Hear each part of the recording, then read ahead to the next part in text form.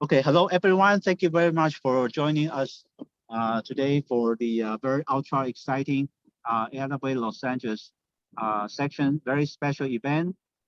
Today you will see we have a very fantastic, amazing, distinguished speaker and leader in this field. We'll get more into that, but before that, we have a few logistics to go over. First, thanks a lot to our AIAA headquarters. Um, they supported this wonderful Zoom platform, very expensive.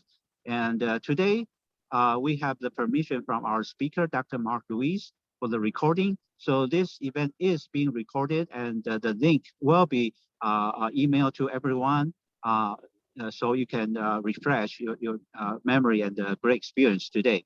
Um, just a few words. If you have any question, please type it in Q&A. You can put it in chat, but it could be buried in the communications. And more toward the end, after the presentation during the Q&A session, please click raise hand on Zoom, and you will be unmuted, and you can start with your interactive question Q&A with Dr. Luis. So just a few words about AIAA. We'll try to be brief. AIAA, as you know, is a nonprofit organization, the leading organization in aerospace. And the vision of our organization is shaping the future of aerospace. There are a lot of benefits for joining the membership. One thing is that we're different level of membership, from professional, early career to students. And our section chair right now is Dr. Jeff Prushell from Raytheon. He's our AIAA fellow. Then we have many exciting role models and volunteers, officers from JPL, like Miss Sherry Stokes, or Boeing, like Kurt Courtney, and many others. So welcome to join us. If you want to volunteer, please let us know. And one important feature for AIAA is for engagement is AIAA Technical Committee, and also many other things like Engage, Aerospace America, and also like our speaker today, Dr. Mark Luis is our honorary fellow. So as a member advancement is also very important. And a student scholarship and national conference like SciTech, Ascent, there are many things, and the local Los Angeles Las Vegas section has multiple events like today, very exciting. You don't get anywhere else like we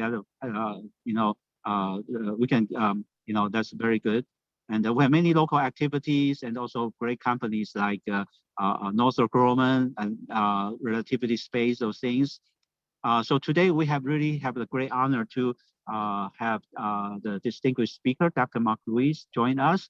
He's our honorary fellow from AIAA, and he's also executive director of Emerging Technology Institute. The Emerging Technology Institute, ETI, is a nonpartisan research center focused on technologies that are critical to the future of national defense.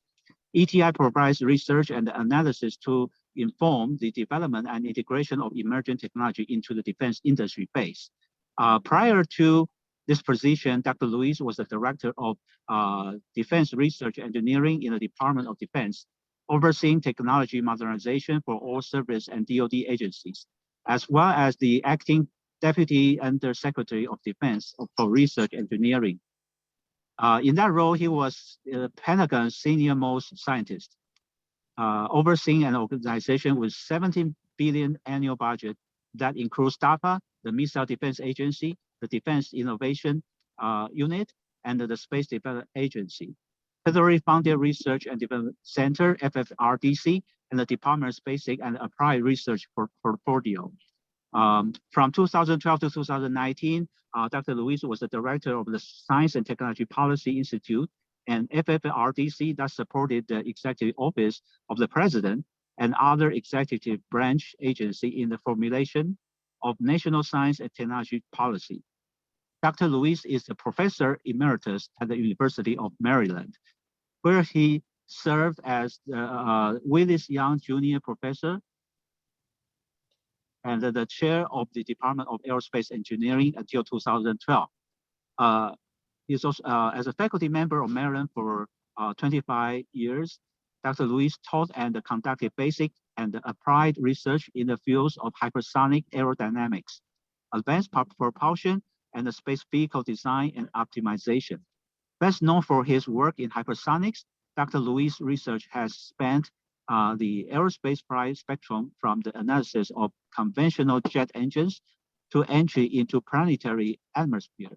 From 2004 to 2008, Dr. Louis was the chief scientist of the U.S. Air Force, the principal scientific advisor to the chief of staff, and the secretary of the Air Force. As the longest-serving chief scientist in Air Force history, his primary focus included hypersonics, space launch, energy, sustainment, advanced propulsion, basic research, and workforce development. From 2010 to 2011, he was president of the American Institute of Aeronautics and Astronautics, AIAA, the world's premier aerospace professional society.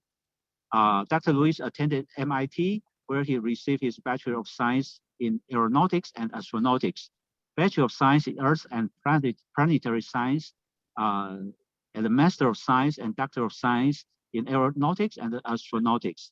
He is the author of more than 340 publications and has been advisor to more than 70 graduate students. In addition, he has served on various boards for NASA and the DoD, including 2 terms on the Air Force Scientific Advisory Board. As a recipient of the U.S. Air Force Exemplary Meritorious and Exceptional Civilian Service Awards and the Secretary of Defense Outstanding Public Service Award.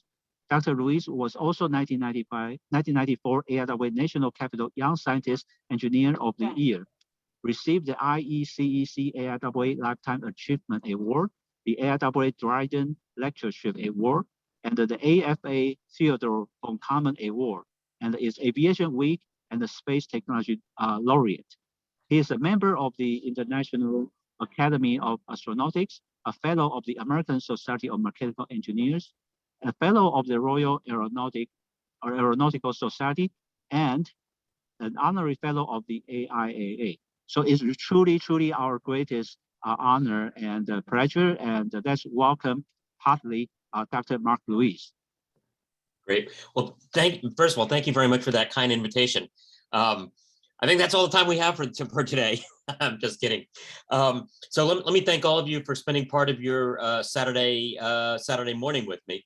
And what I hope to talk about is a subject that's obviously very near and dear to my heart, but I think is also a topic of critical national importance right now, not only in defense, but also in the civilian sector as well. And that is the topic of hypersonic flight. And what I hope to do is cover some of the challenges that we face and also opportunities, and we'll talk a little bit about the technology, but also some of the political and policy realities that we face right now. All right, so let me start with the basic question. What does hypersonic mean? And I'm sure most of you on this webinar are somewhat familiar, but just to level set, so you know what we're all talking about. Hypersonics refers to flight many times in excess of the speed of sound. There's no fixed definition. There's no set number. You don't suddenly go from supersonic to hypersonic at some given number, but we usually refer to flight in excess of about Mach 5 times the speed of sound, as being hypersonic. And that's because a number of phenomena occur at that speed that start to become particularly dominant in governing the aerodynamics of an object. The shock waves that form at any supersonic speeds, by the time you get to hypersonic speeds, they're pressed very, very close to the surface. Heating becomes very important because of friction with the atmosphere, and that's especially true on leading edges, and especially true when the boundary layer flow on the surface of the vehicle transitions from laminar to turbulent. Once you get to hypersonic speeds, gas chemistry becomes important. That means that air can start to decompose, molecules start to break down. At high enough hypersonic speeds, we start to get ionization, we get plasma effects. So all those are important. Now, in modern parlance, when we say hypersonic, it usually means something that is spending a lot of time in the atmosphere. And I'll explain that in more detail. Hypersonics today has become a shorthand for hypersonic maneuvering and also spending a lot of time in the atmosphere. And that could be powered by an air-breathing engine. That means an engine that uses oxygen. Could also be powered by rockets. It could be a blunt object, a sharp object. But most of the examples that I'll be talking about, they're actually relatively sharp configurations designed for low drag, so they can stay in the atmosphere for a longer period of time. All right, so with that context in mind, let me call your attention to the fact that there are basically those two approaches to hypersonics. One is to use an engine, a jet engine that operates in the atmosphere, an air breathing system, as we call it. Air breathing, because air is coming into the front through an inlet, and we're using the oxygen in the air to burn with fuel inside an engine. And the other solution, the other approach is to simply use a rocket engine, to a rocket boost. And in most cases, we're rocket boosting a hypersonic configuration and then allowing it to glide. And I've got two examples on this slide that I hope you can all see. For the air breathing example, you see a picture of one of my favorite programs. That was the US Air Force's X-51. It was about a 14-foot vehicle. It was an experimental flight test vehicle. It was dropped off the wing of a B-52 bomber. A solid rocket engine lit off, got it up to hypersonic speeds close to Mach 5. And then the booster fell off and it transitioned to the main vehicle, the experimental vehicle, 51, which was powered by something called a supersonic combustion ramjet engine. That's a jet engine that can operate at hypersonic speeds. On the other side of the slide, over the rocket boost label, you see a DARPA program. That's a configuration that was called the Hypersonic Test Vehicle 2, HTV-2.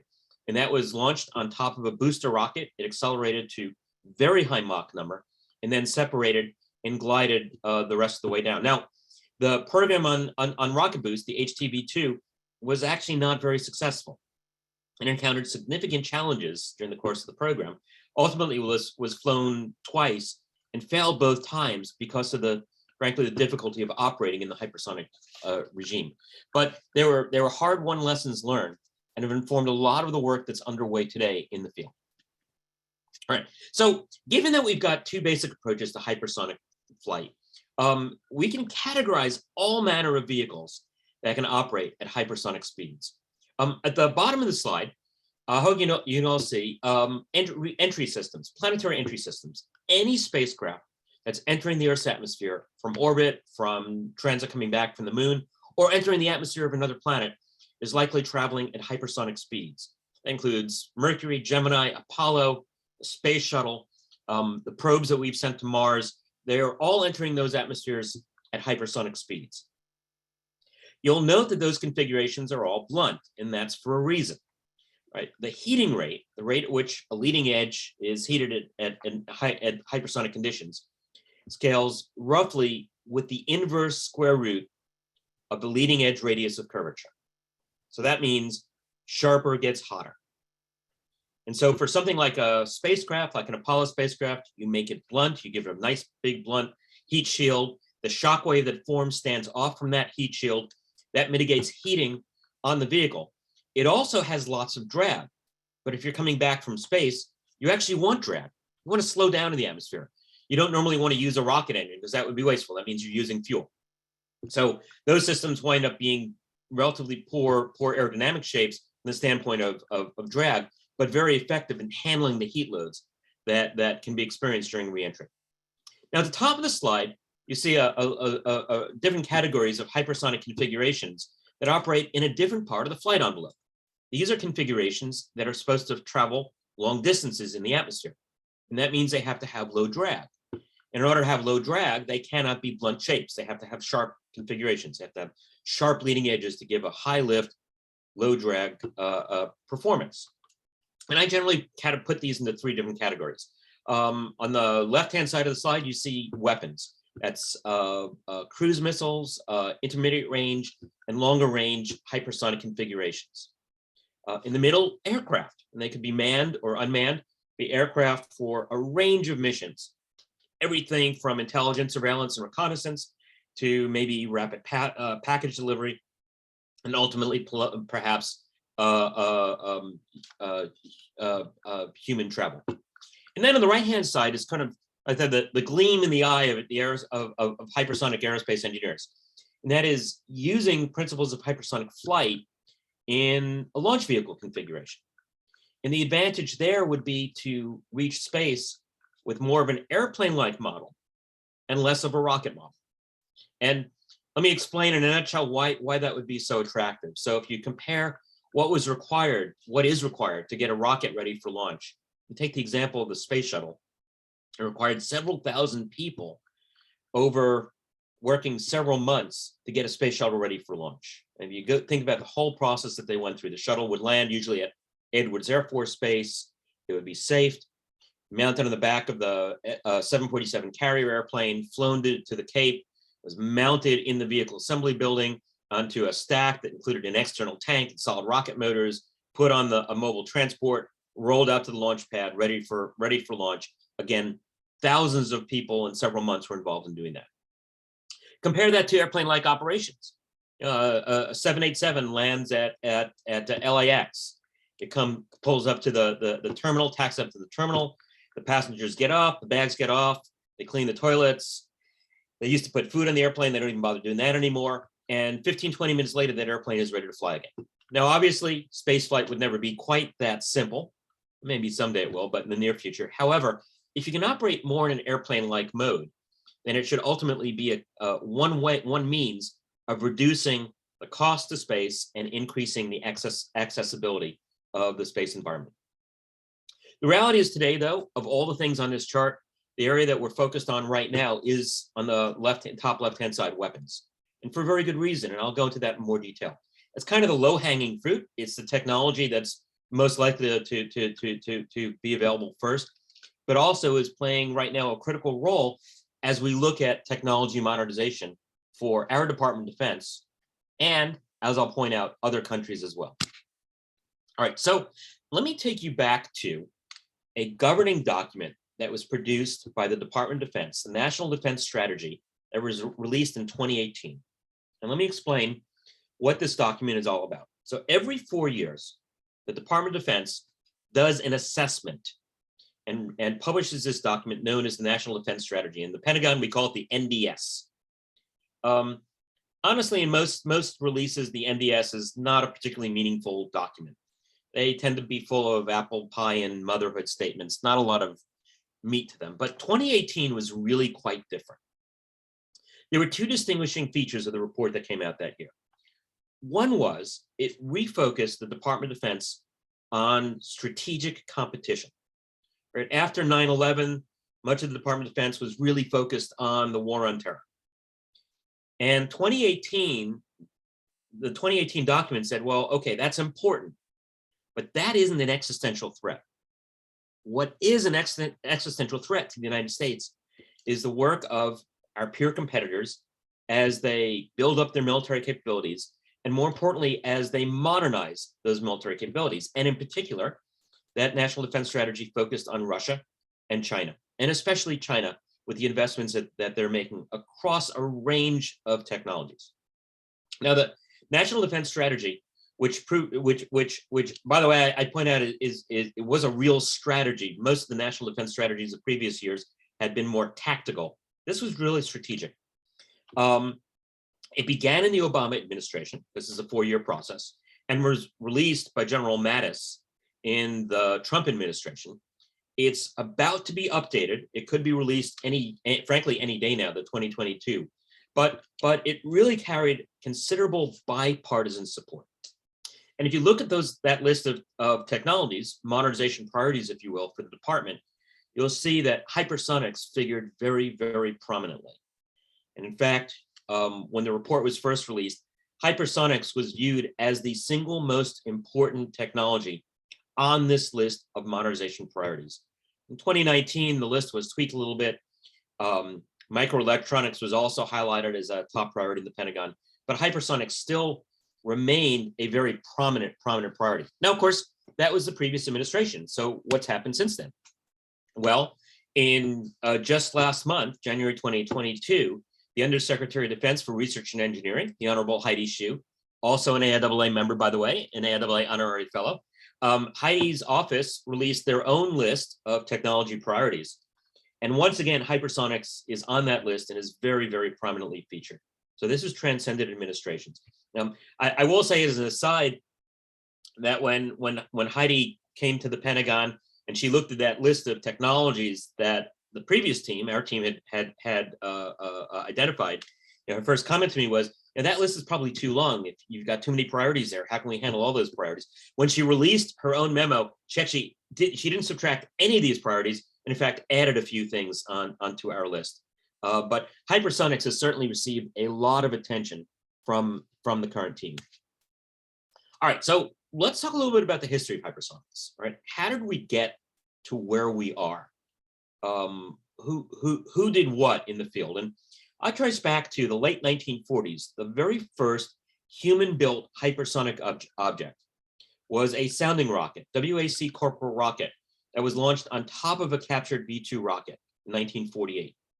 The fellow that you see standing in front of that rocket is a gentleman named Frank Molina, who is a colleague of Theodore von Karman's. They did this work out at White Sands. In 1948, they launched a Corporal rocket to a little bit faster than Mach 6 times the speed of sound. So the first human-made hypersonic object. As an aside, the team that was doing this decided that White Sands wasn't an ideal place. They looked for another place to launch rockets, and they hit upon a peninsula in Florida. And so that was the impetus for building a launch facility at Cape Canaveral. Hypersonic flight received significant attention throughout the 50s as we're developing ICBMs for reentry systems. In the 1960s, NASA and the Air Force and the Navy operated the X-15 rocket plane, which I think still to this day is the gold standard for experimental aircraft. There were 3 X-15 vehicles built. They flew throughout the 1960s, a total of 199 flights. Thousands of documents were produced, an incredible source of research information. Some very famous pilots flew the X-15, including Neil Armstrong. If you saw the Armstrong biography, the movie that was produced came out a couple of years ago. It opened with him flying the X-15 rocket plane. One of those X-15 vehicles was lost in the flight test program, along with its pilot, but 2 of those remain. One is hanging in the Air and Space Museum in Washington, D.C., and the other is permanently featured in the experimental gallery in the Museum of the Air Force in Dayton, Ohio, and still an absolutely amazing vehicle.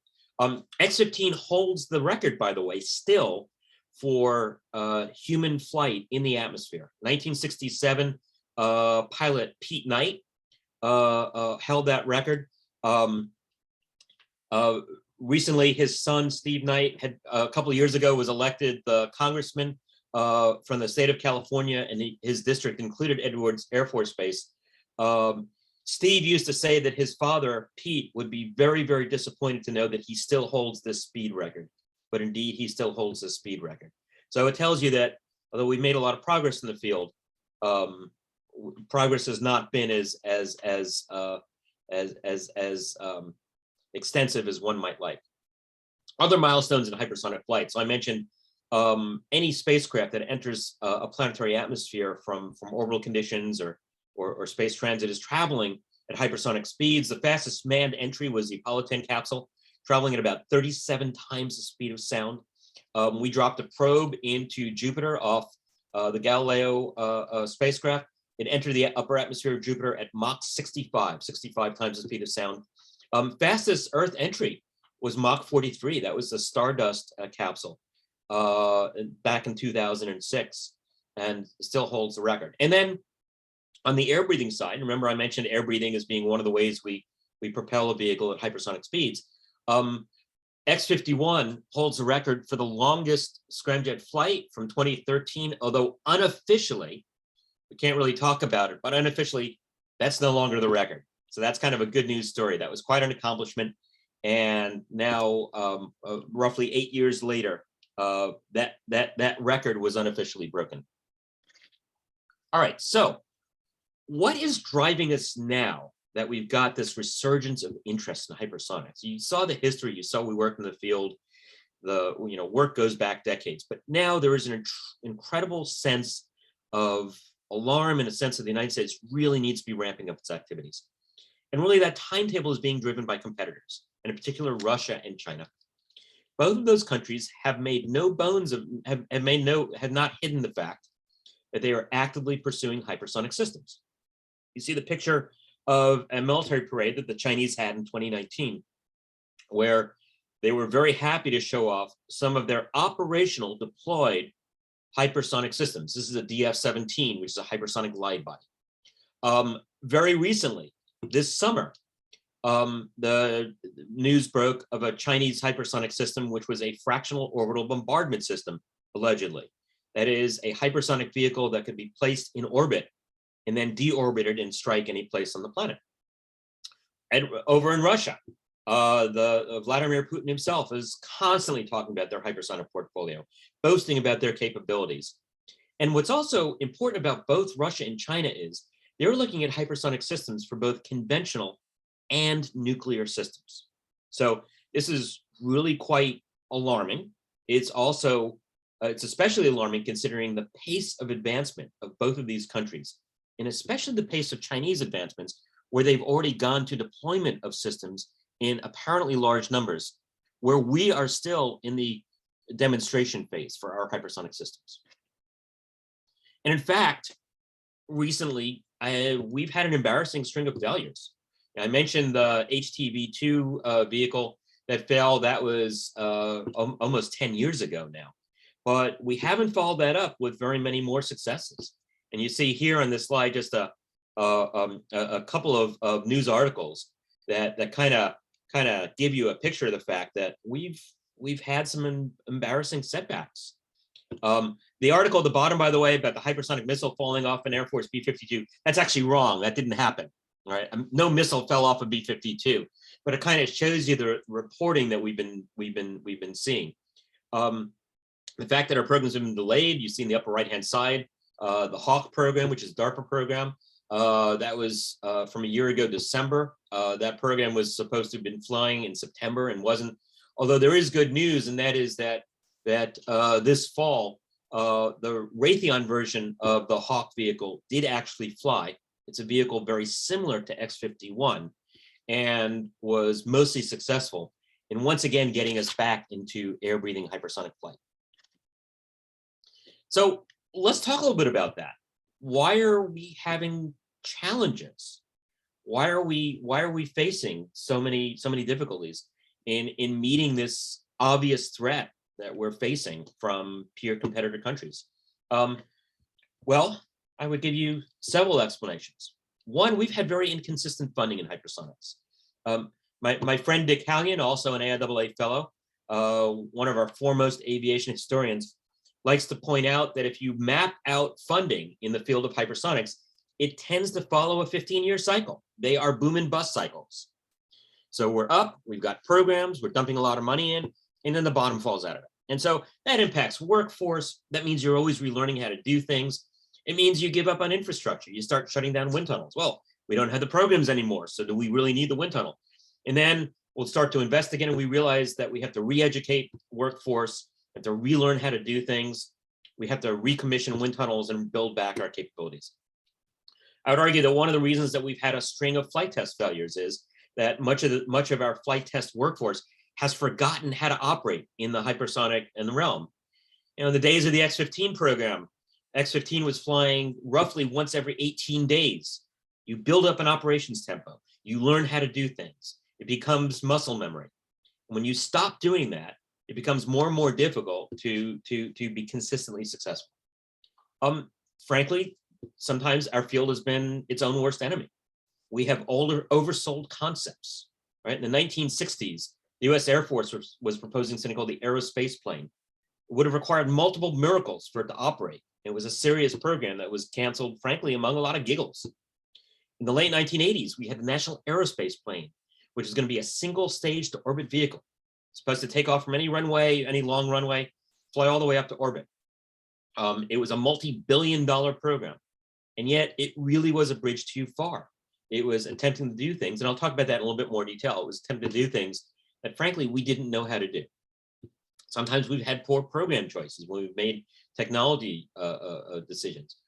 We've had insufficient flight testing, both in unit numbers and frequency, and that's led to our failure rate. And as I said before, you forget how to do things. You start making dumb mistakes. We've also been risk averse, frankly, in my opinion. We haven't always designed our experiments well.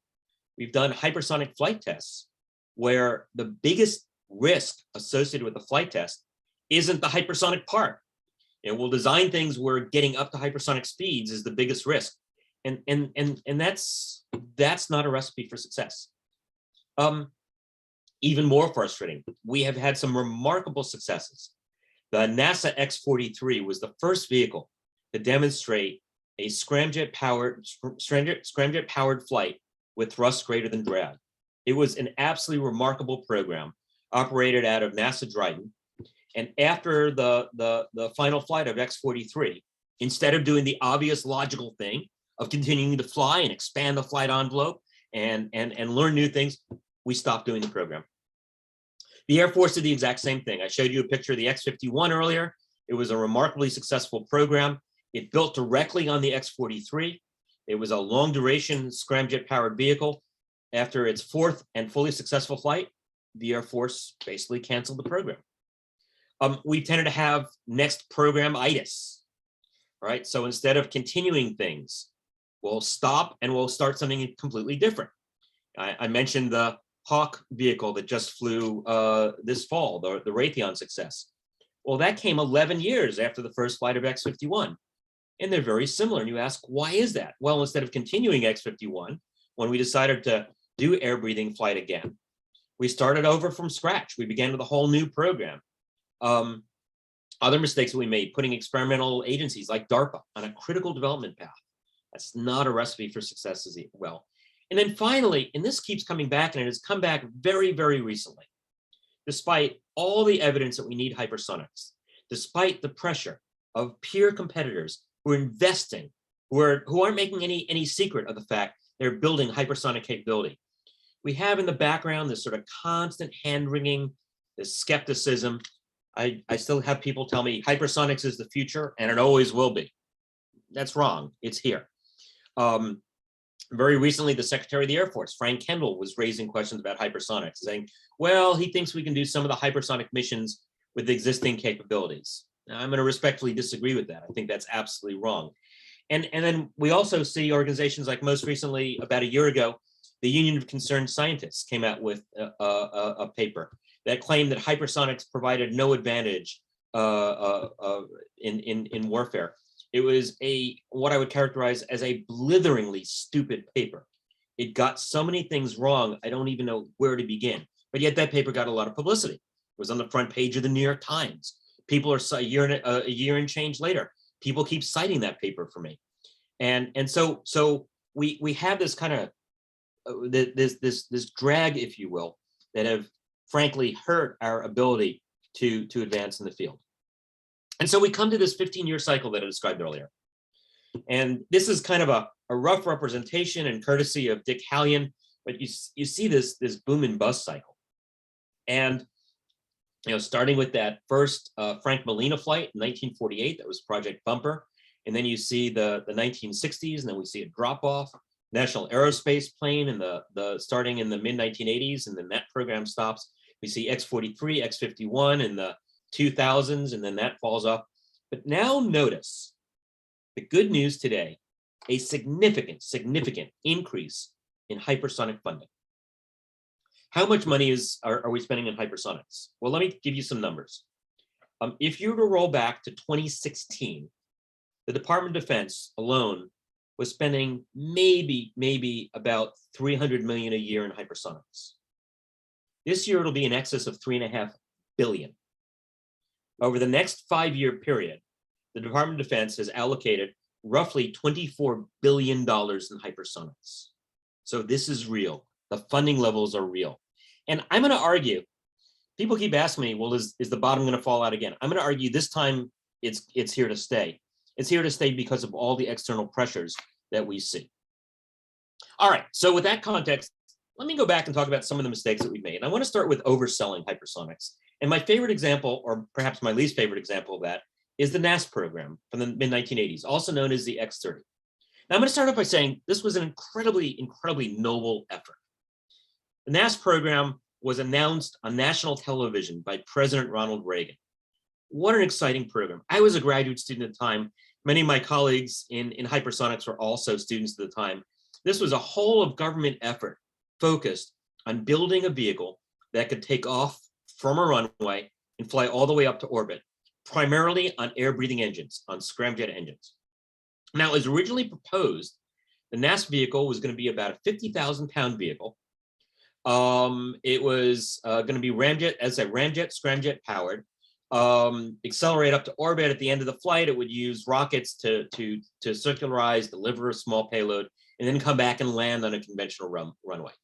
And that dated to a baseline design from about 1983. So today we're talking about something that's almost a 40-year-old design. By the time the NASA program was canceled in 1993, the vehicle had grown from 50,000 pounds to 450,000 pounds.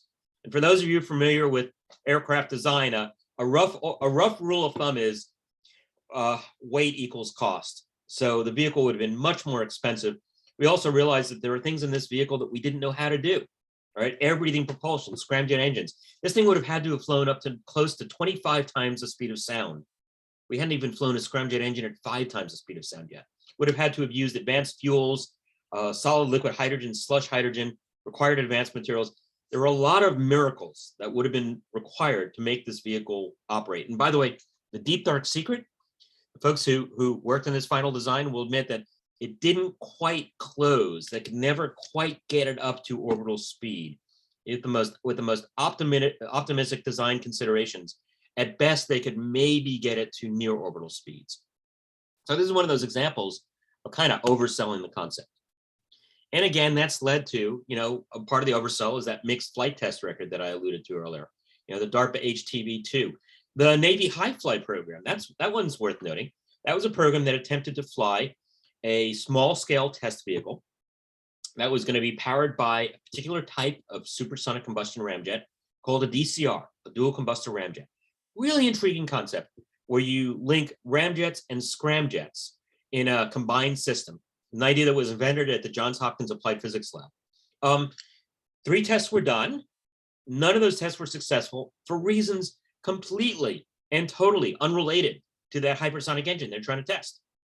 And yet the program was canceled. And I can tell you that we had at least one peer competitor that was convinced we didn't cancel the program. They were convinced that we moved it to a black program because they didn't believe we would be that silly to cancel a program that had failed for reasons unrelated to the technology we were trying to test. Turns out we actually were that silly and did cancel the program.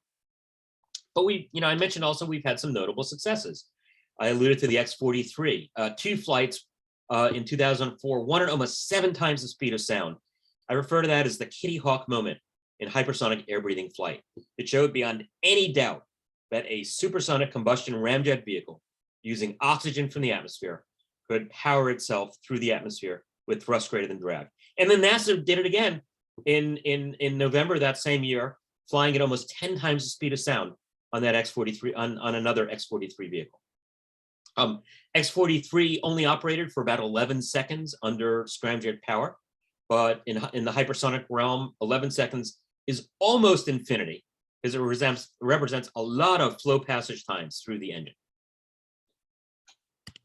All right, so that led to the vehicle program that I also mentioned earlier, the X-51. And I think this is almost the Charles Lindbergh accomplishment in hypersonics, whereas X-43 showed it could be done, showed that there were no physical limits to hypersonic air-breathing flight. X-51 showed it could be practical.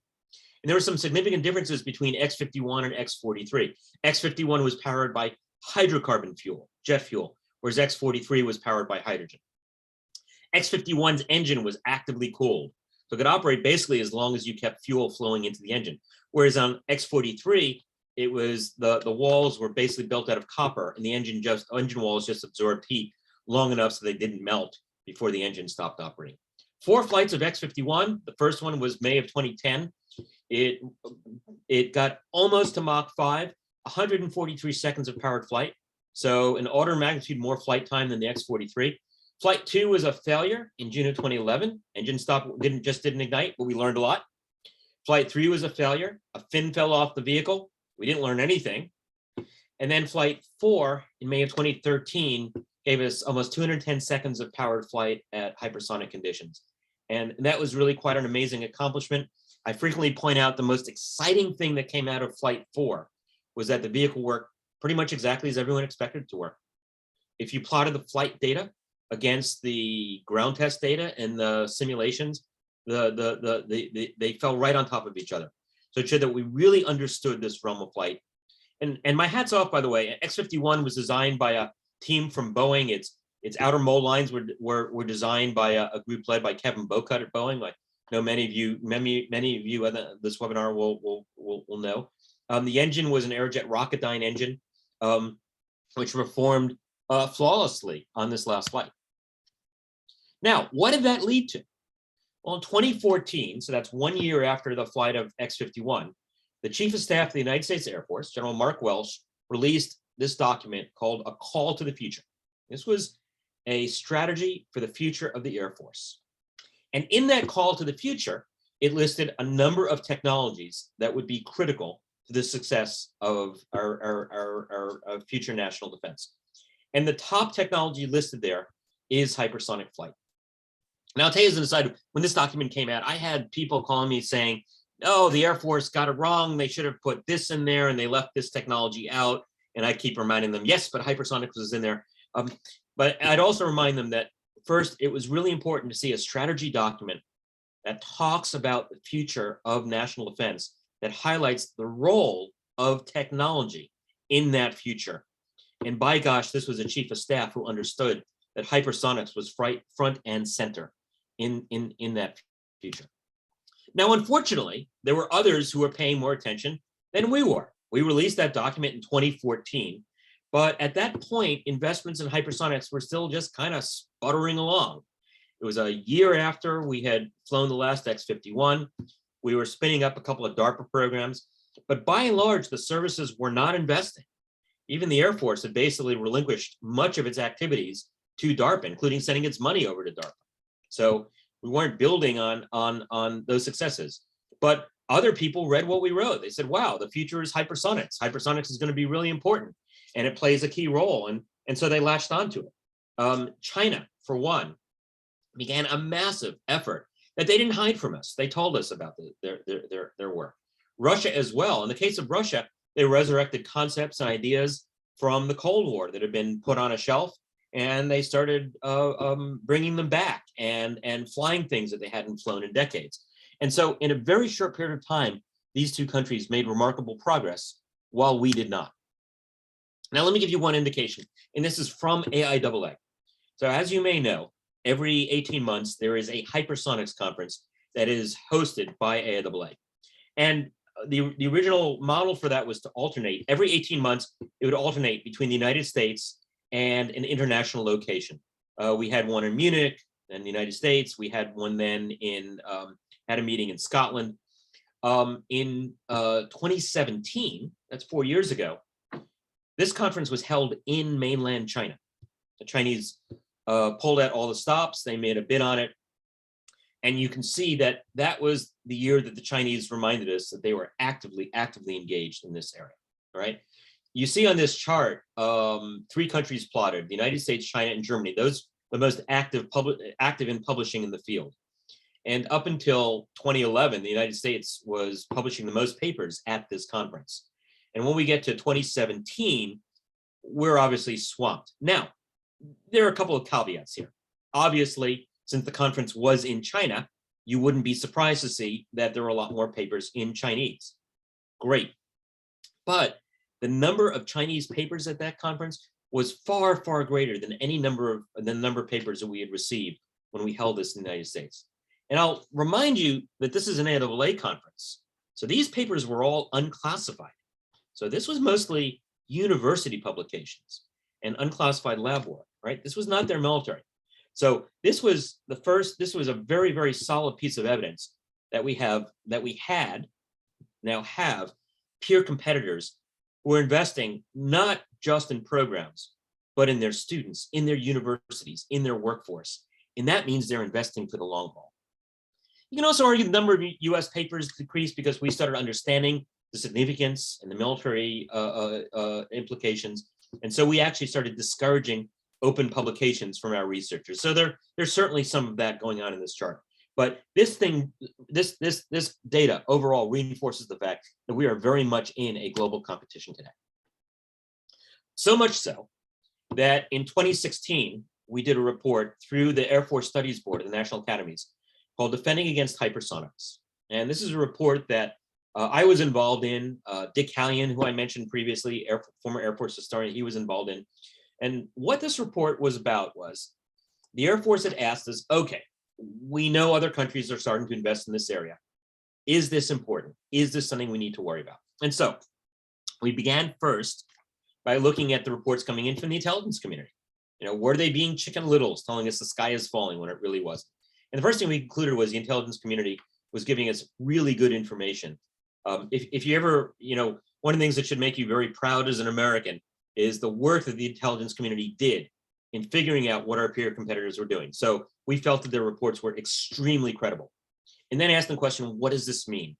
And what we basically pointed out to the United States Air Force, who was the customer for this, was that hypersonics is a very, very serious threat. Since then, there have been many, many more studies. Just last month, CSIS, that's a think tank in Washington, D.C., released their own report about how you would defend against hypersonics. And basically, study after study has concluded the same thing. I can tell you most recently, when I was in a position in the Pentagon, when we did wargaming in certain international scenarios that you can imagine, the harsh reality was when we ran those war games so that our adversaries had hypersonics and we did not, we lost. It was as simple as that. If they had it and we didn't win. Now, if they had it and we did have it also, we had a chance of winning.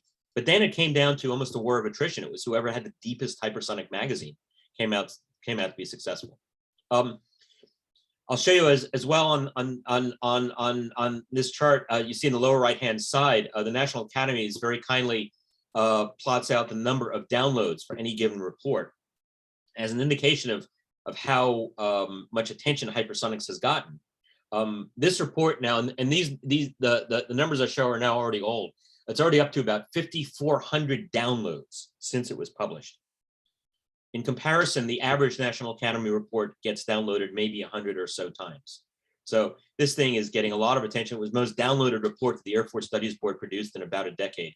And you see it being downloaded all around the world, including, not surprisingly, some of our peer competitors. All right, so I want to go back to the technology. And I want to reiterate, we've had some milestones. One was the X-43 vehicle, 2004, proved beyond any reasonable doubt that scramjets work.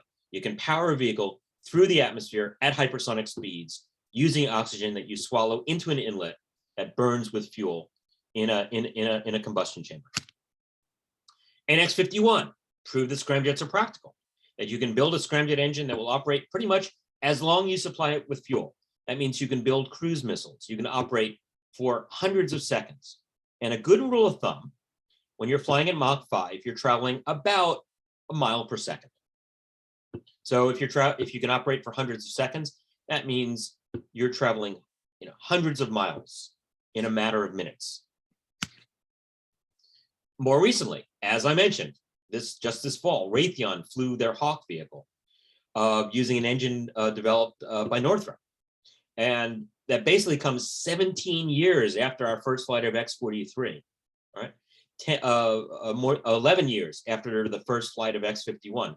So it was a long time in coming, but once again showed we know how to do this. This is proven technology. I'll tell you the story that at the first flight of X-43, so I had the privilege of being in the control room at NASA Dryden, and I was sitting next to the chief engineer of the program at the time, a fellow by the name of Randy Bolin. And after the successful flight, someone asked, a reporter, I believe, asked Randy, what's the most important thing you learned from this flight? And his response was, we learned this isn't that hard, that this is doable. We're not violating the laws of physics. That's an important lesson. All right, so let's fast forward to where we are today. I mentioned over $25 billion over the FYDP, the 5-year allocation, the way the Department of Defense works. It thinks about money in 5-year chunks.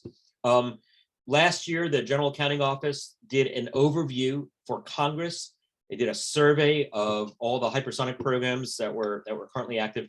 They identified about 70 programs across the Department of Defense. Everything from conventional prompt strike programs, where you have hypersonic gliders on relatively large rockets, to the DARPA programs, That includes both boost, glide, and air breathing.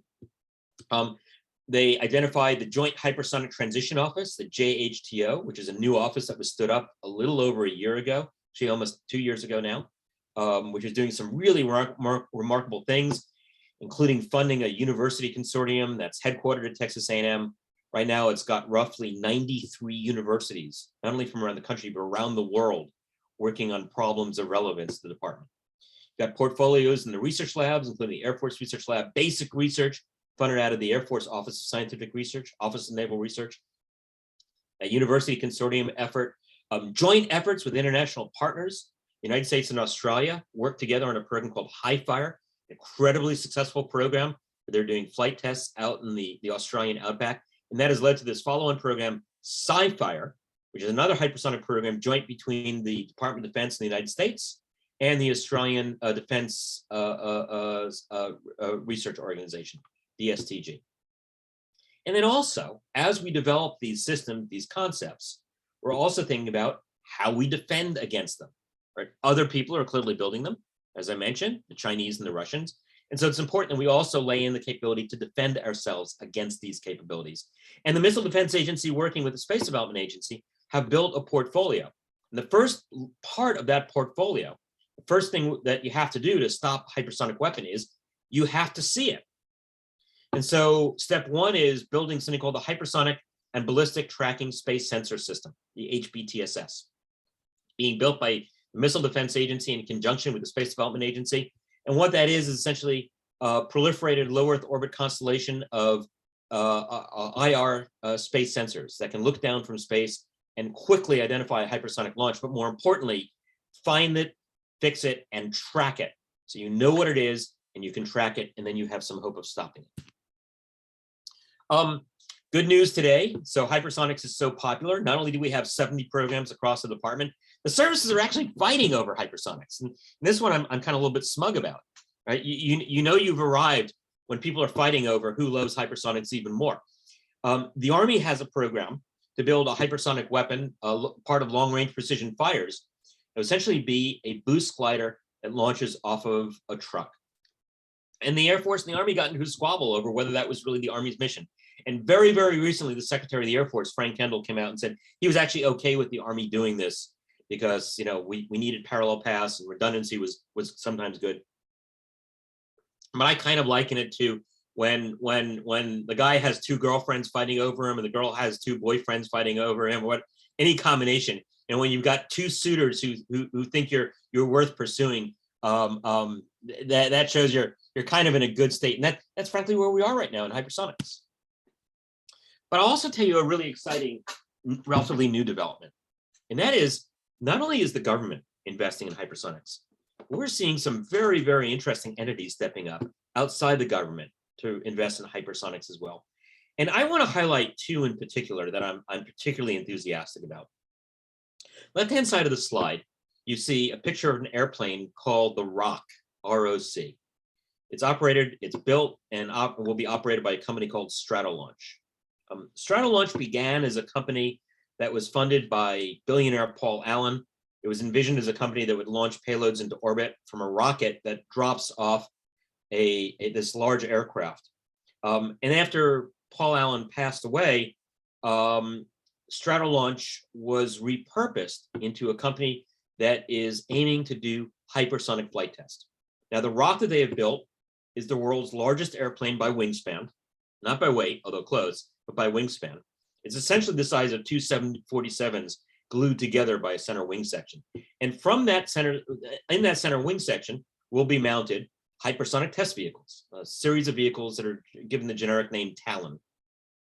Talon is a flying wind tunnel in the sky. And again, what is so exciting about this is, first, this is real hardware. ROC is in a hangar as we speak right now in Mojave, California. The first Talon vehicles are actually being constructed in a hangar in Mojave, California. So this is not PowerPoint. This is real. And the fact that it's being funded by really private equity because of the recognition of the importance of hypersonics, I think says a lot about this domain. Similarly, on the right-hand side, of this slide, you see a new effort coming out of the state of Indiana in partnership with some corporate partners, industry in the state of Indiana. Purdue University, its research foundation, an organization called 912, is laying the groundwork for something that's known as the Hypersonic Ground Test Center. And this will be a wind tunnel complex that's aimed at being able to test hypersonic systems up through the Mach scale, up through the Mach range. And we've got wind tunnels today that can test at individual test points, individual Mach numbers. They can do hypersonic, obviously subsonic, supersonic. But the ground test center that the state of Indiana is envisioning will cover a much wider range and really allow the testing of next generation propulsion systems that will allow access into the hypersonic flight corridor from takeoff conditions. That one's pretty exciting. And again, primarily funded out of private equity, but to meet the national needs. Now, I'm going to foot stomp why these are both really important. And I'll come back to a point that I made earlier in the talk, which is we've had a string of hypersonic flight test failures. We frankly have inadequate hypersonic test infrastructure. Right? Those 70 programs that I mentioned, they're climbing over each other to get test time. Very recently, we had a program that was set to test in the Air Force's one of the Air Force's wind tunnels at Arnold Engineering Development Center in Tullahoma, Tennessee. Their model construction was delayed because of COVID concerns, and so they missed their test window in the wind tunnel. They were told that they would have a 2-year delay because they missed their test window. Now, calmer heads prevailed, and they got time in following weeks, but it was looking pretty bleak for a while. In fact, right now, if you want to test the scramjet engine at full scale in the United States, you really have only two choices. There's a tunnel at Arnold Engineering Development Center, and there's a tunnel at NASA Langley, and that's it. And there was a period about a year and a half ago, 2 years ago, when the Air Force tunnel at Arnold Engineering was down for maintenance, and the NASA Langley tunnel was using a nozzle that was past its lifespan, its predicted lifespan.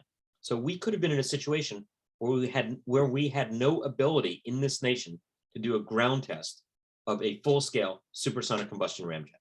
So investments in both these, investments in flight test, investments in ground test, are absolutely critical if we're going to be successful, not just today, but into the future. All right, so let me kind of come back to some remaining questions. All right, this is my penultimate slide. So first, I want to pose a question that I posed earlier, which is it different this time? All right, will support for hypersonics continue? Well, the FY22 that came out of the Pentagon left the budget intact that had been placed by the previous administration. Right, the end of the Trump administration, a significant plus up was added to hypersonics, and this administration came in and had several months to work on that budget. And when they were all done, they left it absolutely intact. You've had recent comments from Heidi Shyu, from the Deputy Secretary. Even now, the Secretary of Defense hosted a meeting of leaders in industry where they emphasized the importance of hypersonics. And over on the Hill, there's similarly bipartisan support. There's a House Hypersonics Caucus that is led by Indiana Congressman Banks and Congressman Mo Brooks that's advocating for hypersonics. Lots of interest in the Senate as well. Yeah, there's been some recent skepticism. I mentioned Frank Kendall, I mentioned the Union of Concerned Scientists, but although that's maybe confusing the discussion, it hasn't diminished the enthusiasm of others. But if we are to scale up, if we are to meet these challenges, then there are some other related questions, right? Can the defense industrial base scale up? It's one thing to build a demonstration vehicle. It's one thing to build a single X-43, a single X-51, a handful of DARPA Hawk test vehicles. It's a whole nother issue to have the defense industrial base that can deliver tens, hundreds, thousands of hypersonic weapons, which is where we need to go if we're going to be successful in countering the work of some of our peer competitors. Right. Will we have that ground infrastructure, the test infrastructure, flight test infrastructure? And I'll emphasize, for flight tests, we need repeated access with recoverable test beds if we're to make advances in this field. The sorts of things that Stratolaunch is talking about doing, the sorts of things we did with the X-15 rocket plane back in the 1960s. International engagements remain strong. Australia remains a really strong partner in this in this realm. Other countries also are very eager to work with the United States in hypersonics. The UK, Canada, Asian countries are working. Japan, for example, very interested in continuing to work with us. Israel is interested in working with the United States in hypersonics. I've always argued that one of the strengths of the United States science and technology portfolio, why our enterprise is so strong, is our friends, partners, and allies. Right? If you look at our spending in research, it's still the largest in the world, but China is rapidly advancing on us. But if you add our spending to the spending of all of our friends, partners, and allies, it completely swamps out of the Chinese. So together we are much stronger than they can ever be, frankly. Back on the background noise, so you will hear some discussion about hypersonics being an escalatory technology. I've had people ask me, have we ignited an arms race? My answer is, we didn't ignite it, but there is an arms race underway. And whether or not we participate, we've got other folks who are racing to the finish line. That even led last summer to the cancellation of a test because it was seen as provocative. And then calmer heads prevailed and the test was allowed to go forward. But still, it shows that this is an issue that's being discussed. And then there are some folks who've asked about, who've been pondering whether hypersonics should be addressed through non-proliferation. Should we ask everyone to step back from hypersonics through negotiation, just as we limited nuclear weapons? And at this point, I say, I'm just an engineer, I'm not an arms negotiator. But until we have something available, until we have deployed systems, it's hard to imagine how we can engage in that sort of non-proliferation discussion with a peer competitor who does have that. It's not to their advantage to slow down. When we're on an equal footing, then it could be an advantage to everyone to slow down. But right now, I frankly just don't see that happening. All right, so this is my get off the stage chart, and then I'll hope to take your questions and hope to have a robust discussion. Where do we go from here? Well, one is to continue doing hypersonics, but it needs to be at scale. What do we mean by that? It means hypersonic systems, especially weapons, being delivered at the hundreds and thousands, not just a handful of demonstration. I would sometimes have people in the Pentagon tell me, hey, we've got this great program and we're all done. We're going to have 6 hypersonic weapons. We'll have 8 missiles. We'll have 10 boost gliders, whatever. And I'd say, okay. So we got a target set and country in pick your least favorite country. We may have a target set of 1,000 targets. Where do we launch our 8 missiles at those 1,000 targets? We're not going to scare anyone with a handful of weapons. In order to have an impact on the future of defense, we have to do this at large scale. Ultimately, though, and I think I'll come back to some of my earliest comments. Ultimately, the really exciting application of hypersonics is reusable things. Hypersonic airplanes, both manned and unmanned, right? Maybe using combined cycle engines that take off on turbine power, accelerate up to ramjet and scramjet speeds, or maybe some alternative propulsion flow paths. There's a company called Reaction Engines, which is looking at liquid air systems, where instead of using a scramjet engine, they have a heat exchanger at the front of the engine that condenses, that liquefies air, separates out liquid oxygen, and then can burn it in a conventional rocket, or maybe use it in a conventional jet engine. That's kind of an exciting alternate path to hypersonic speeds, essentially tricking the engine into thinking it's flying at a lower speed than it actually is. So all these ideas need to be on the table. Eventually, we'll see a spin-off to commercial applications. Hypersonic package delivery, hypersonic passengers. And as I mentioned very early on, the gleam in everyone's eye is hypersonic access to space. We ever get to the point where we can fly to space with the ease with which we fly across the Atlantic or fly across the Pacific, and we will have truly opened up the space frontier. So with that, let me thank you all for your attention.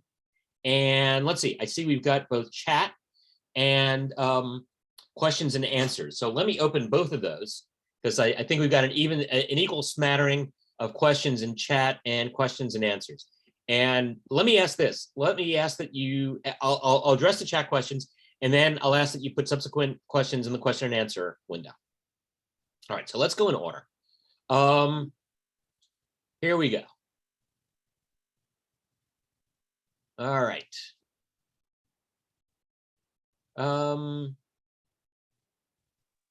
Here we go.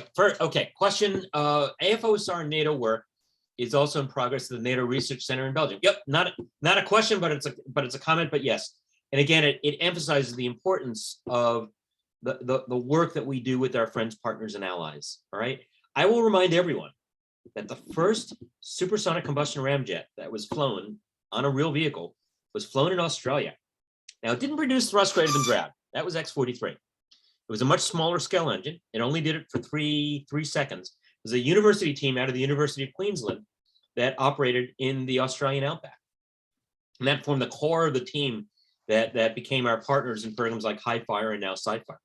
For those of you who visited the Guggenheim labs at Caltech, on the roof of the Guggenheim lab building, there is a wind tunnel that is called T5. It's a hypersonic wind tunnel, and it is a type of wind tunnel called a Stalker tube, named for the late Ray Stalker, an AIAA fellow.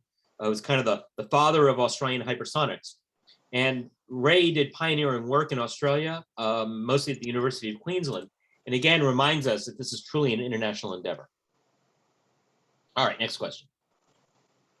Let's go to question and answer. Okay. So someone is asking about the pods on the X-15. So quickly, they did a number of different appendages on the X-15. There were added fuel tanks mounted underneath the X-15 for its highest speed flights. If you look at the X-15 that's on exhibit in the Air Force Museum today, you can actually see those pods. They're mounted they're on display below the X-15 that they have. That was for extra fuel, get them up to speed. That was actually remarkable in and of itself because they punched those pods off at high Mach number. So it was a high Mach separation. It was a pretty sporty endeavor. Other things they did in the X-15 program, by the way, they did a dummy scramjet test. NASA had developed an engine called the HRE, the Hypersonic Research Engine. And they flew a model, not a working version, but they flew a model of that engine underneath an X-15 flight. There's a great story there because that engine melted off the body of the vehicle. It was due to the nose shock of the vehicle interacting with a shock that formed on the pylon. And the engine fell off as the aircraft was landing. There was an engineer at the time, young engineer by the name of Johnny Armstrong, who calculated exactly where the engine had fallen. He drove out in the desert. He found it. We learned a lot from that failure, by the way. We learned about how shocks interacting with other shocks can produce incredibly intense heating on a surface. So it was one of those noble, useful failures. We also, by the way, many years later, the folks at NASA Dryden had a joint effort with the Russians where they flew an engine that was configured in a shape very close to that X-15 hypersonic research engine. And the Russians basically flew that type of configuration on a large missile. And the jury's still out whether the engine would have worked or not. It's not clear if they actually had supersonic combustion, but it was an interesting follow-on to the X-15 program. All right, let's see. Hey, question from Paul Ronnie. Paul, good to hear from you. That's right. Based on unclassified information, do you believe the Russian and Chinese claims regarding their hypersonic capabilities? Yes, I do.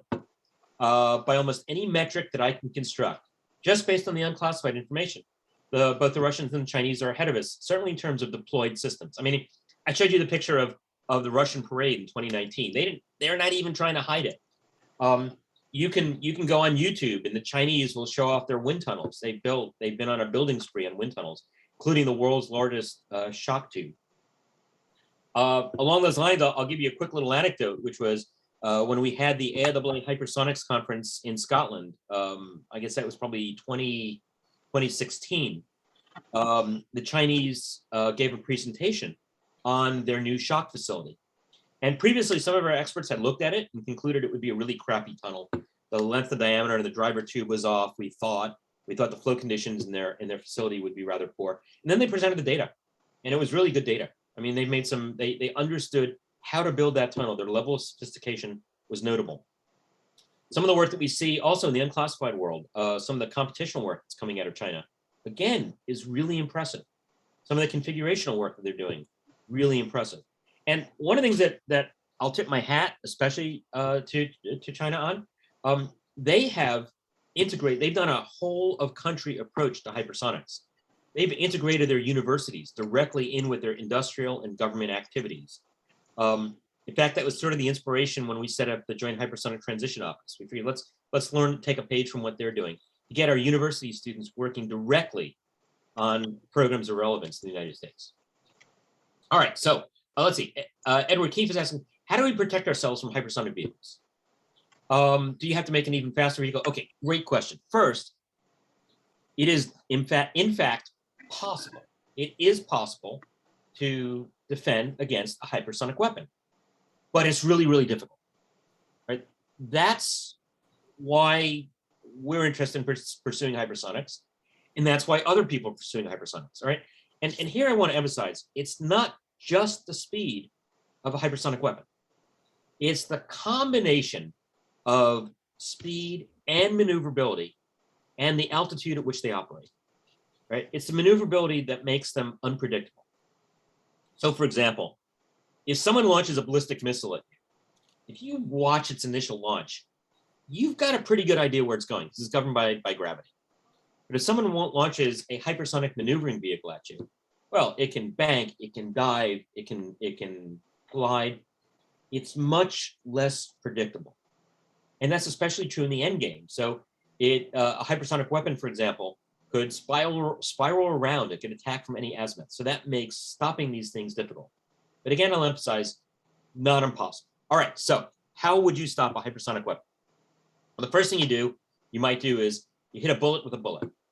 These things are vulnerable at parts in their at parts of their trajectory. When a hypersonic vehicle is boosting, for example, when it's in its initial glide phase, it's not as maneuverable. So you might be able to get it with a high-speed weapon. There's a rule of thumb that says that if you're trying to intercept an object, you have to have 3 times the maneuverability of that object. So if a hypersonic vehicle can maneuver at 3 Gs, you got to be able to do 9 Gs if you're going to intercept it. General rule of thumb.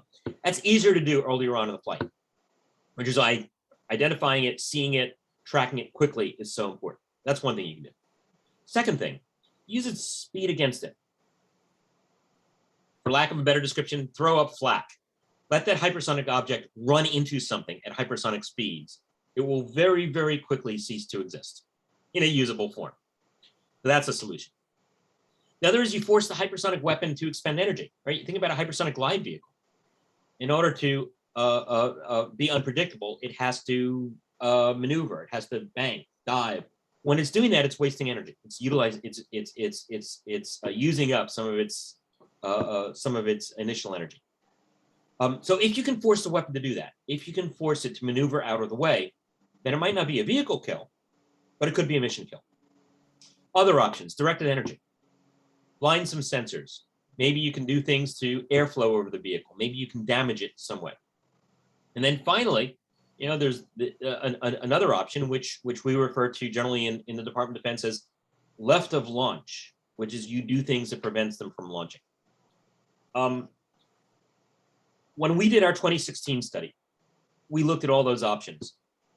And we also concluded that there was a final option, which is that sometimes the best defense is a strong offense, which is to say, if you've got an adversary who is shooting, say, hypersonic weapons, and then quickly getting out of the way, shoot and scoop. You launch your hypersonic missile off a truck, and then you pack up and you go as quickly as possible. The best way to defeat that person, that opponent, is you hit them really, really quickly before they can get out of the way. And that means you need a hypersonic weapon that's going to respond.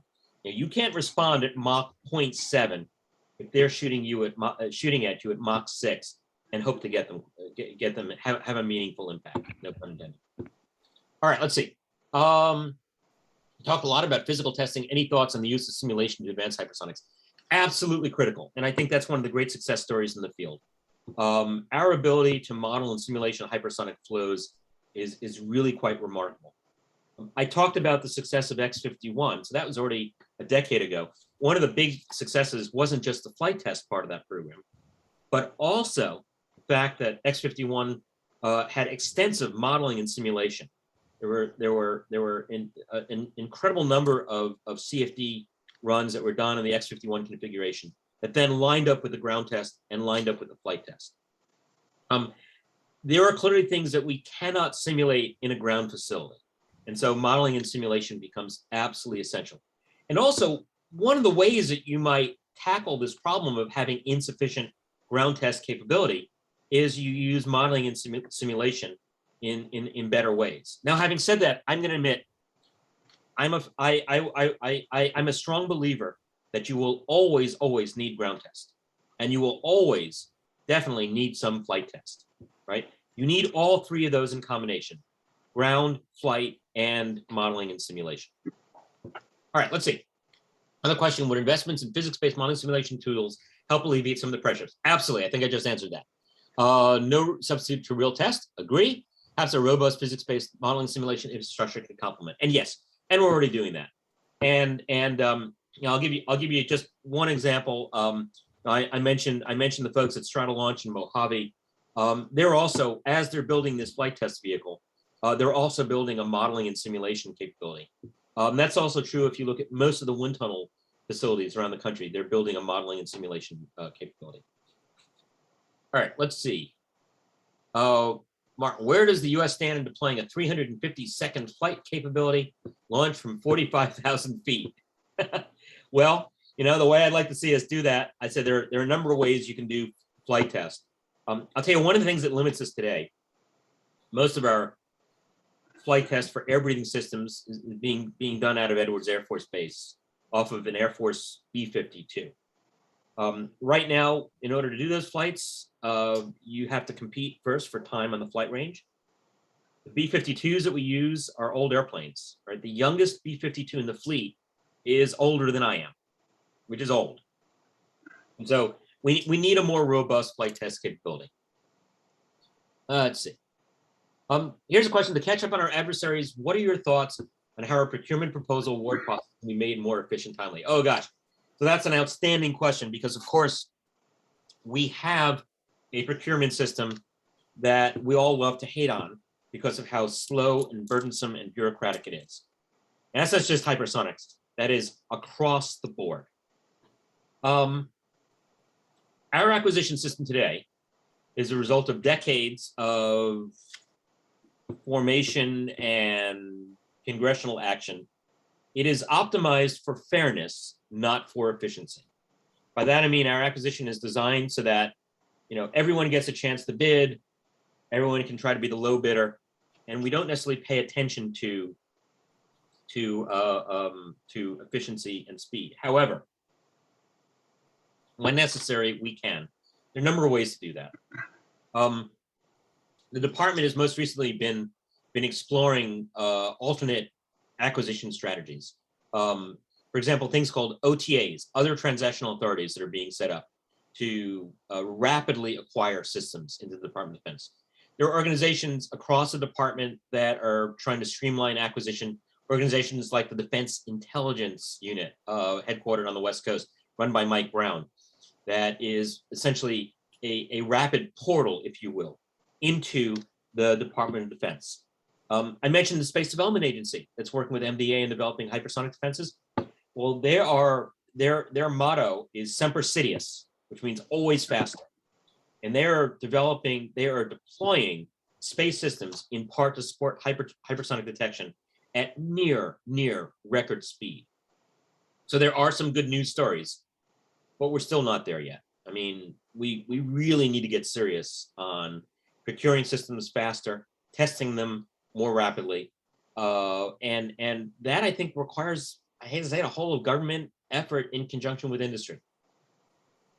All right, let's see. SDS and X-37B, while not powered during reentry, have been hypersonic for years, so materials are not a problem. Well, let me point out, you're exactly right. SDS and X-37 were absolutely hypersonic vehicles, all right? The space shuttle was a hypersonic airplane. When it entered the atmosphere from orbital speeds, it was traveling at about 25 times the speed of sound. But it was a glider. It was slowing down. It had very blunt leading edges in order to handle the heat.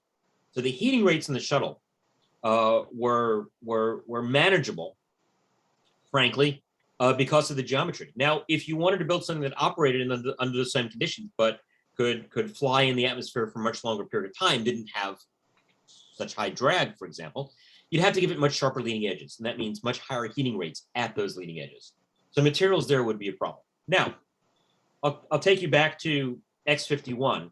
X-51 flew at Mach 5, roughly, not Mach 25 like the space shuttle, but it actually used space shuttle-derived thermal protection systems, which were indeed completely adequate. Right?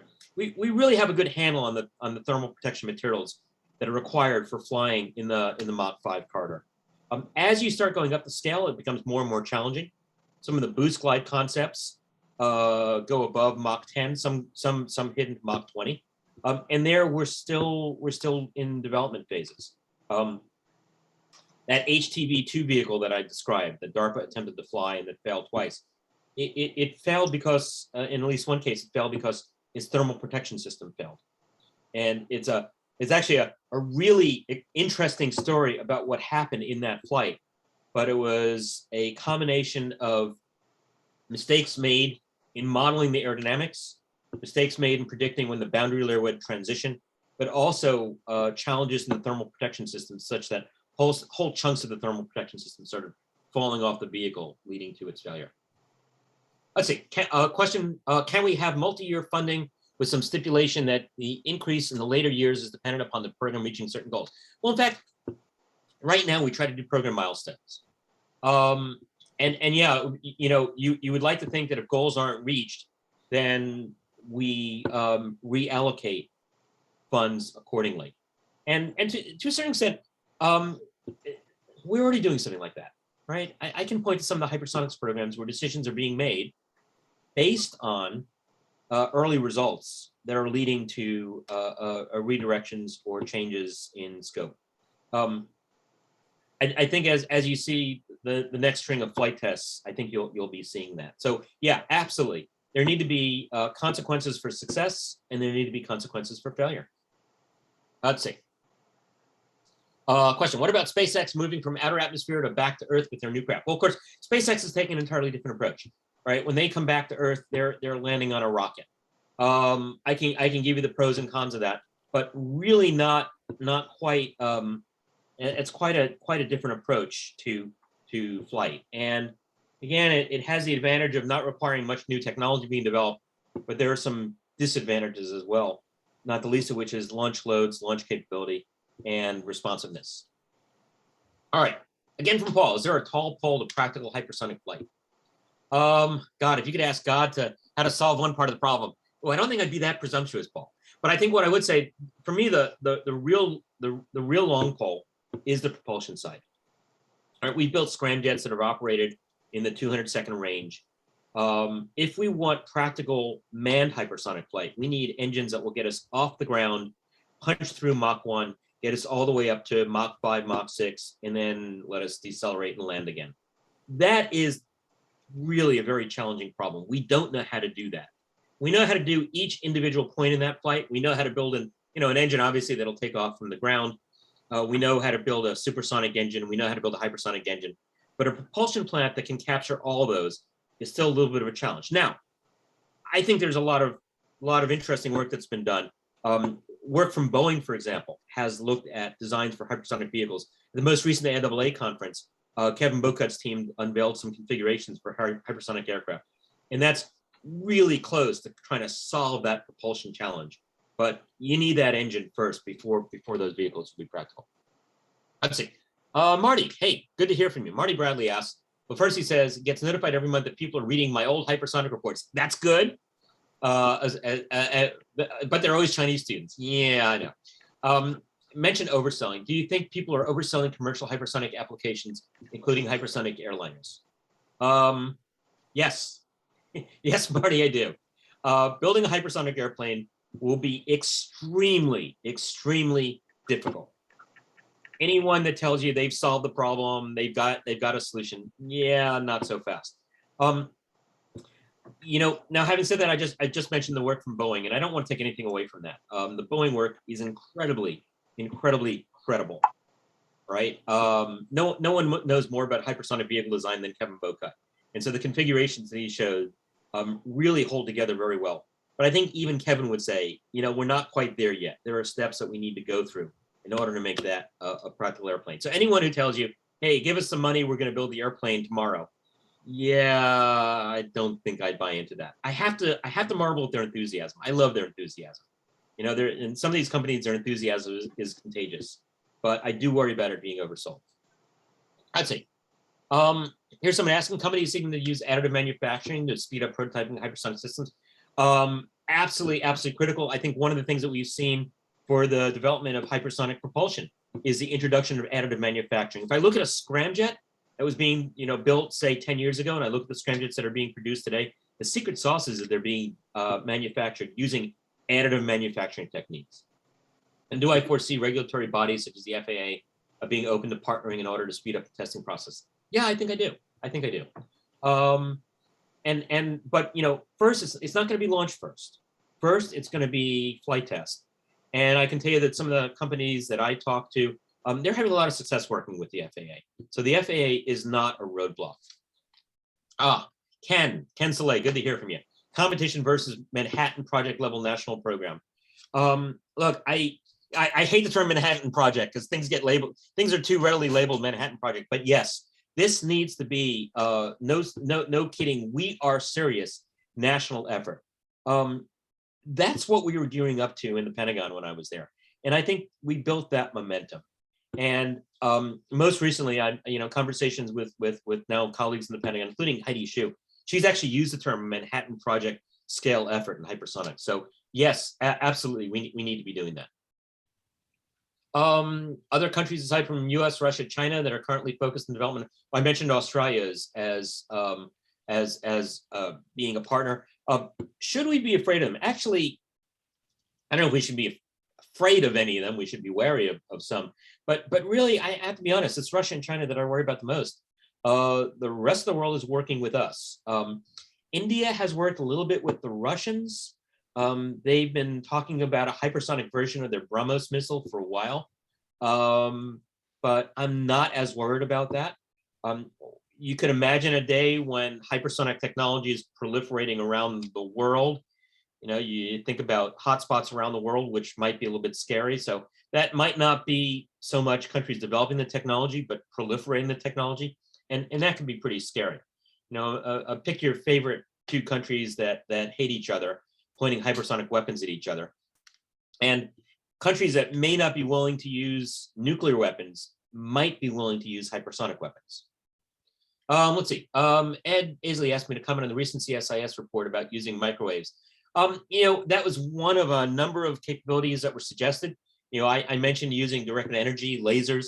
Microwaves might also possibly affect electronics on board a hypersonic vehicle. That certainly needs to be one of the arrows, if you will, in the quiver of defenses. Oh, okay. Here's a question. Let me expand on this in my presentation, and I think I'll take this question and answer one last question. So, in my presentation, I mentioned DARPA is on the critical path. Yes. So this is frankly a mistake that we in the Department of Defense made, and that was in 2016 when the message got around the Pentagon that, gosh, we are in a race now. Other people are building these things and it could impact future defense. We need to jump in on this. So DARPA at the time had two programs, an air breathing propulsion program called HAWK and a rocket boost glide program called TBG, Tactical Boost Glide.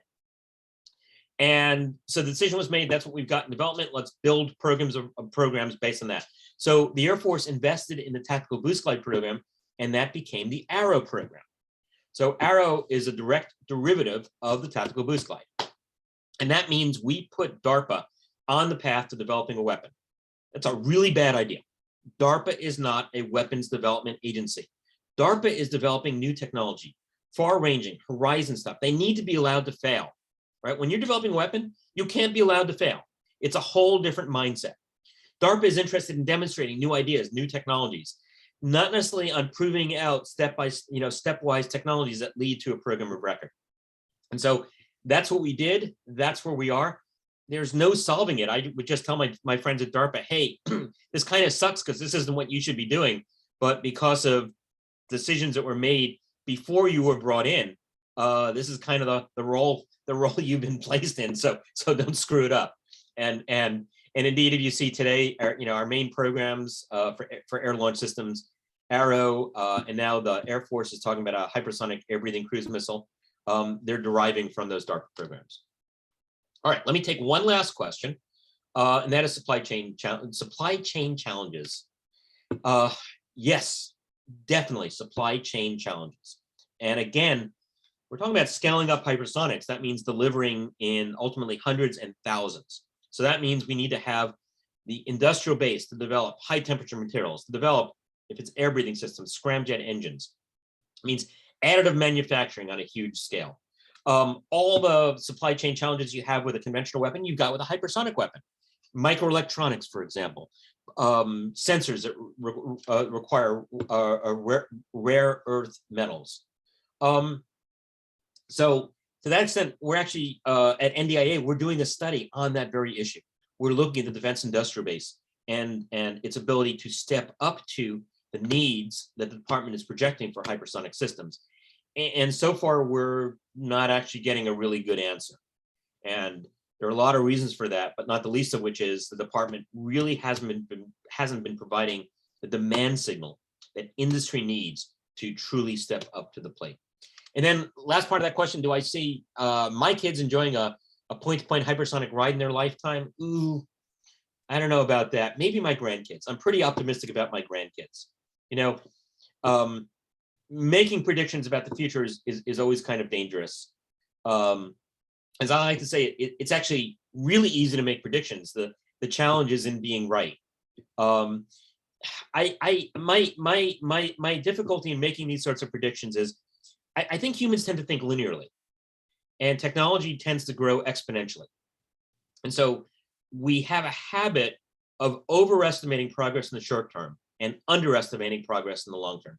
And I suspect the same is true with hypersonics. Right now, if I were to project out, I would maybe try to be a little bit overly cautious and not being overly optimistic.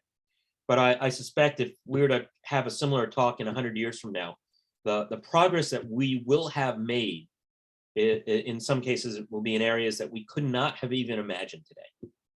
So I think that's a good point to stop. Let me once again thank all of you for your time, your interest, your attention, for giving up part of your Saturday morning to talk about this topic. And you guys are welcome to reach out to me directly. If you're AIAA members, you can find me in the AIAA member directory. Just go to my AIAA on the website. Click down to the directory, and you can find my contact information. And feel free to reach out to me if you have any follow-on questions or interests or concerns. So thank you very much. I really appreciate it. Yeah, thank you, Dr. Lewis. This is really amazing, fantastic. So just one more, you mentioned about the AIAA directory. If actually AIAA member can also reach to any member on Engage without knowing the email address. Yes, absolutely, absolutely. Yeah, so if you folks, you are a member of AIAA, you can also use Engage to contact Dr. Lewis without knowing his email address. You have to invite, and then you can say message. Okay, thank you so much. This is amazing. So wish we can have another great opportunities in the future.